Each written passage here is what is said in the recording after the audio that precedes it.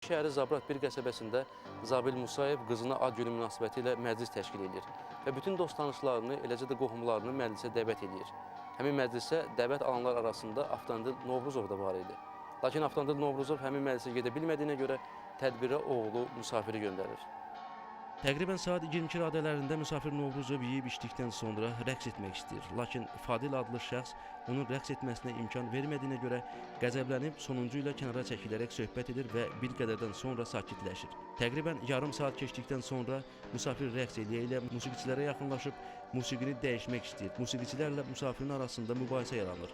Bu zaman Zabil Musayev onu sakitləşdirməyə və xuliqanlıq hərəkətlərinin qarşısını almağa çalışarkən qarşısını kəsir və sonuncunu özündən itələyərək ətalətini saxlaya bilməyib Zabil Musayev ilə birlikdə yerə yıxılırlar.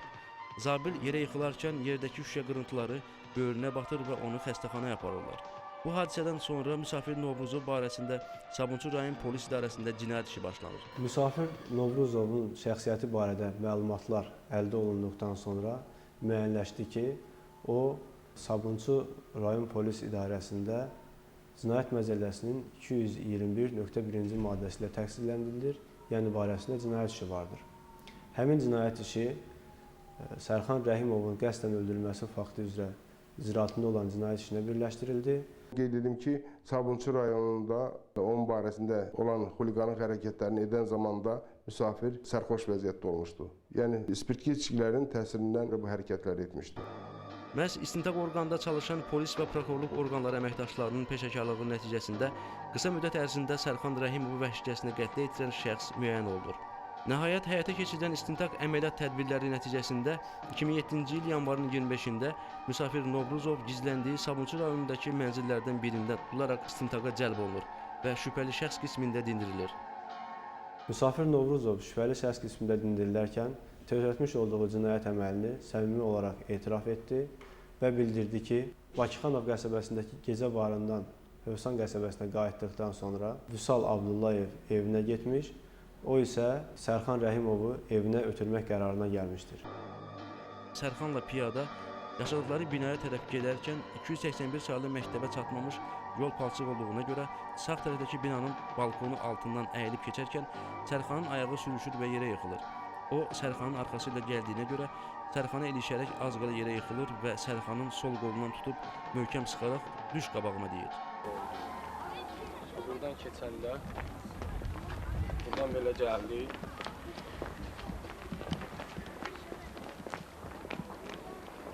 Buradan belə girdik, ora suydu palçılı. Burayla əyilib belə keçəndə, ikimiz də belə keçdik. Burada ayağı sürüşdü, kimlə keçirdik? Sərxan. Burada ayağı sürüşdü, yıxıldı. Yıxıldı, mən də onun arxasından gəldim, mən də onu ilişdim. Qolundan belə sıxdım, tələbin birini düz gedir. Söydü da, sıxdı, var gedir. Ondan sonra gəldik, yenə getdik belə. Qolundan tutdum belə, getdik. Üst tərəfə niyə gedirdiniz? Burada qalır da. Harada? Bu binada qalır. O binada qalır. Orada bir dənə yumruq vurdum, yıxıldı yerə. Bu da yıxıldı yerə, təzdən apardım o tərəfə baxdı. Yıxıldı, qan zat gəldi. Biraz az bir şey olmuş. Harada yerə qalıb söküldü, yoxsa çox gəldi, az gəldi, bilmirəm. Belə biraz şey olmuş, dudağı qanamışdı. Şurada bir yumruq vurdum, sonra apardım o baxdı. Sərxan Rəhimovun evi istiqamətində hərəkət etdikdən sonra o, sonuncuya qarşı seksual xarakterli zorakılıq hərəkətləri etmək niyyətinə düşmüşdür. Buna görə də Sərxan Rəhimovla birlikdə 273 sayılı uşaq bağçasının həyətinə gəlmiş və orada Sərxan Rəhimova qarşı seksual xarakterli zorakılıq hərəkətlərinə yol vermişdir.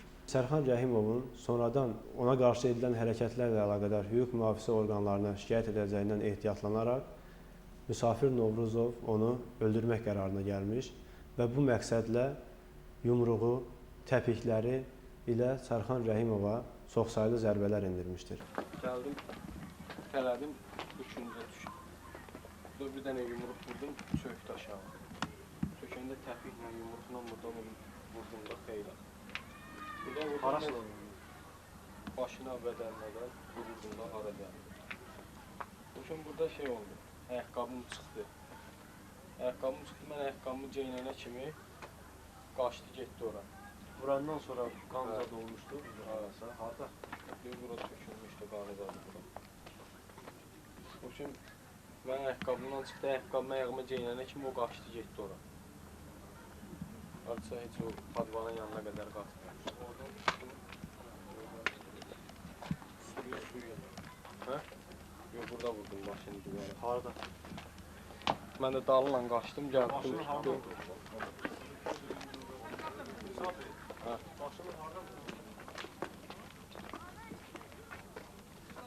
Bura vurdum başını divara, bax.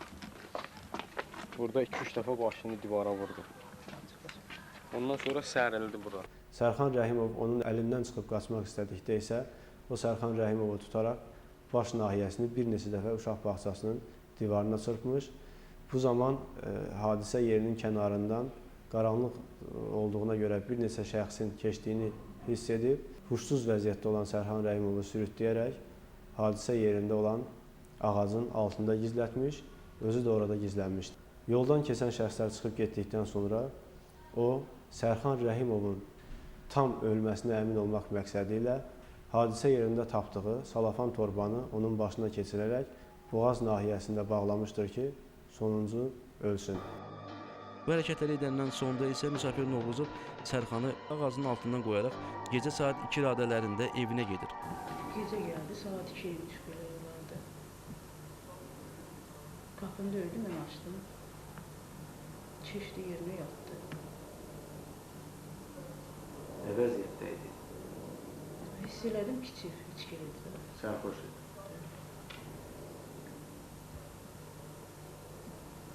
Sonra nə oldu? Sonra səhər durdu getdi. Atası haradaydı səhər duranda?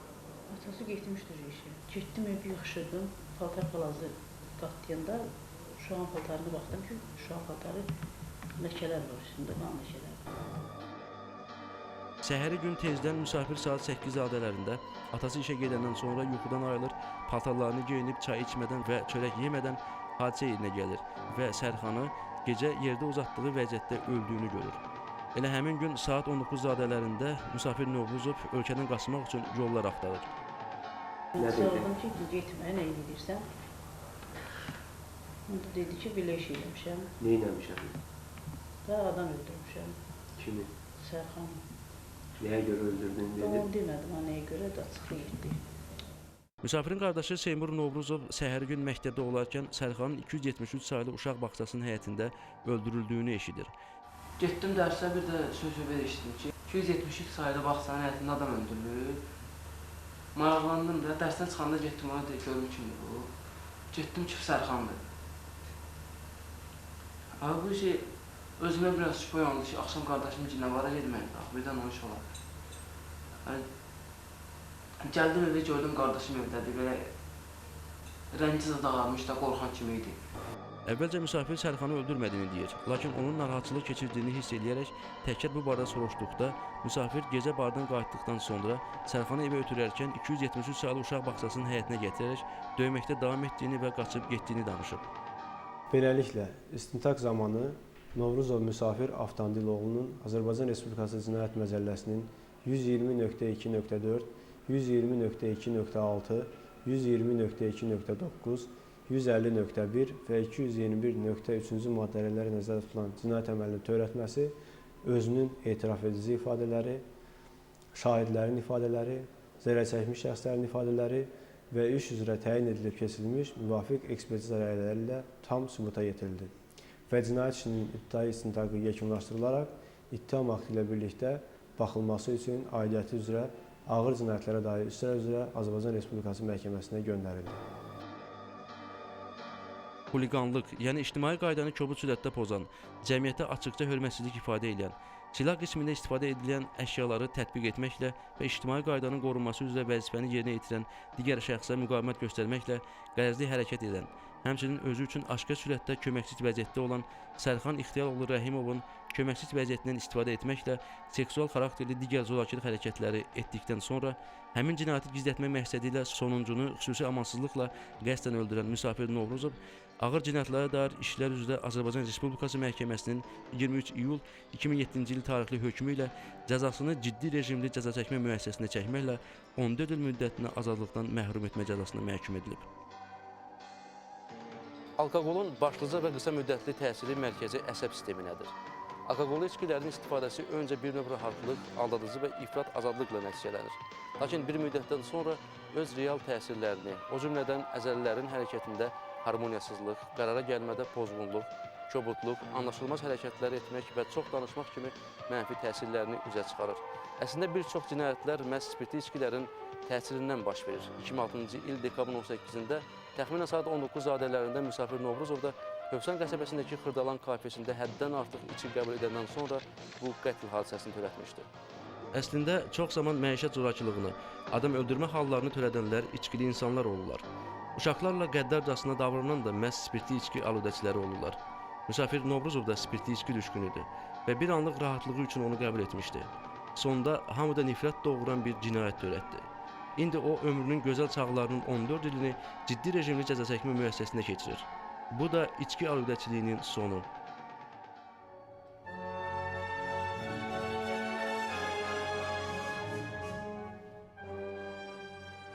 Deyirlər, cinayətkar həmişə hadisə törətdiyi yerə qayıdır.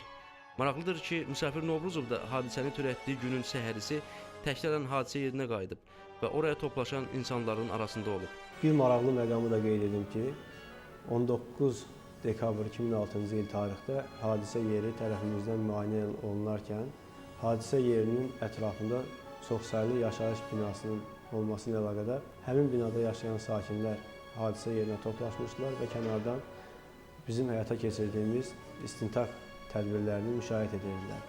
Ən maraqlısı da o idi ki, cinayəti törətmiş Novruzov Müsafir Avtomobiloğlu da həmin istintaq hərəkəti zamanı bizi müşahidə edən insanlar arasında olmuş və həmin insanlarla birlikdə bizi müşahidə etmişdir.